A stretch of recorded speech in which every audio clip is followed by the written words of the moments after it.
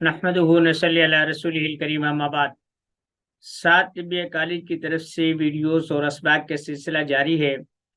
آج کا ہمارا موضوع ہے کہ جوان بچیوں کی نشو و نما اور چھاتیوں کو ابھار اگر کم رہ جائے تو اس کا تدارک کیا ہے۔ یہ ایک ایسا موضوع ہے کہ جس پر بات کرنا معیوب سمجھا جاتا ہے، لیکن جس کے ساتھ یہ معاملات ہوتے ہیں وہ بیچاری بس جس انداز میں زندگی گزارتی ہے اس سے پتہ ہوتا ہے۔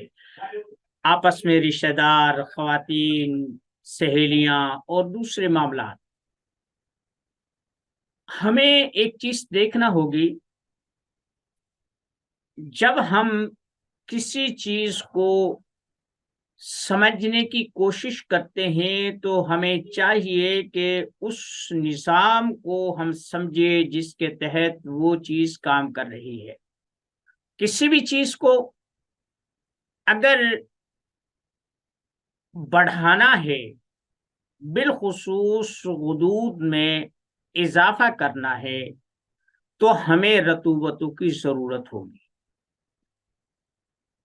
جدید سائنس نے اسے پرولیکٹن کے نام سے شناخت کیا ہے۔ یہ پرولیکٹن ایک ہارمونس ہے جو پیٹوٹری، یہ ایک چھوٹا سا ایک حدود ہوتا ہے دماغ میں۔ یہ اس تصویر میں اس کی نشاندہی بھی ہے۔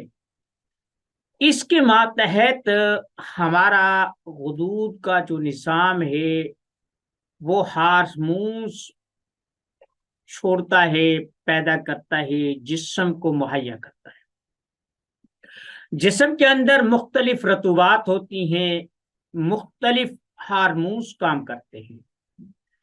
خواتین کے بھی الگ کرتے ہیں اور مردوں کے بھی الگ کام کرتے ہیں۔ ان احساسات کو اور ان احساسات کو، یا یوں کہہ لے کہ یہ جو رطوبتیں ہوتی ہیں، ان کی پیدائش ایک خاص نظام کے تحت ہوتی ہے۔ یہ جو دماغ کی چھوٹی سی کہ گلٹی ہے، اس کے آرڈر پر یہ اپنے ہارمونس، اور جو خواتین کے ماہانہ نظام کا جو سلسلہ ہے وہ اس کے ماتحت، دودھ کا نظام ہے ان کے ماتحت۔ اگر ہم اعصابی عضلاتی تحریک پیدا کرتے رہتے ہیں تو بچیوں کا یہ سلسلہ ٹھیک ہو جاتا ہے، یعنی جو ابھار ہونا ہے یہ مکمل ہو جاتا ہے۔ یہ آپ کوئی بھی چیز کر سکتے ہیں۔ بنیادی طور پر پرولیکٹن یہ وہ حدود ہے، جو ہارمونس ہے جو ممالیہ جانوروں میں دودھ کی پیدائش کا سبب ہے۔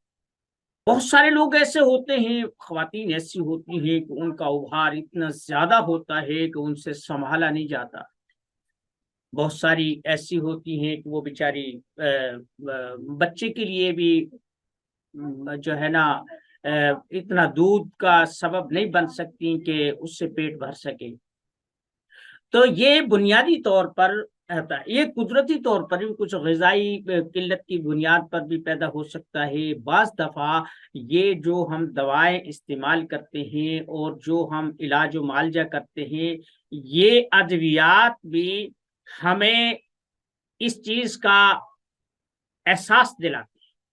اب دیکھیں نا، بہت سارے لوگ ایسے ہوتے ہیں کہ ان کے جرسوں میں نہیں بنتے، منی میں جرسوں میں نہیں بنتے، سپرم نہیں بنتے، وہ رپورٹ کرواتے ہیں ٹھیک ٹھاک ہیں، ہر طرح سے وہ ہوتا ہے۔ انہیں چاہیے کہ وہ پرولیکٹن، یہ جو اس کا کیا اسے بولتے ہیں، پرولیکٹن اس کا ہارمونس کا وہ ٹیسٹ کروائے۔ آپ کو پتہ چل جائے گا کہ اگر یہ چیز بڑھی ہوئی ہے تو باوجود اس کے منی بھی پیدا ہوتی ہے لیکن جرسوں میں بالکل ہی نہیں ہوتے، تو اس کا مطلب یہ ہے کہ اسے پرولیکٹن ہارمونس بڑھے ہوئے ہیں، آپ انہیں کنٹرول کر سکتے ہیں، ٹھیک ہے۔ اسی طریقے سے بچیوں کا جو ماہواری کا نظام ہے دو چیز سے ہوتی ہیں، جب جسم سے رطوبتیں خارج ہو رہی ہوں تو ماہواری بند ہو جاتی ہے، جب ماہواری ہو تو رطوبتیں بند ہو جاتی، ٹھیک ہے۔ اگر کسی عورت کو باوجود صحت مند ہونے کے حمل قرار نہیں پا رہا تو پرولیکٹن جو یہ ہارمونس ہے ان کا آپ ٹیسٹ کروائیں۔ آج کچھ جلدی ہے اس وجہ سے میں اس کی زیادہ وضاحت نہیں کر سکتا، تو یہ جو میں مضمون اب طب فور آل اور دنیا کا علم پر لکھ رہا ہوں، آپ اسے پڑھ سکتے ہیں، اس کا لنک میں اس کے ڈسکرپشن میں دے دوں گا۔ وما علینا الا البلاغ المبین۔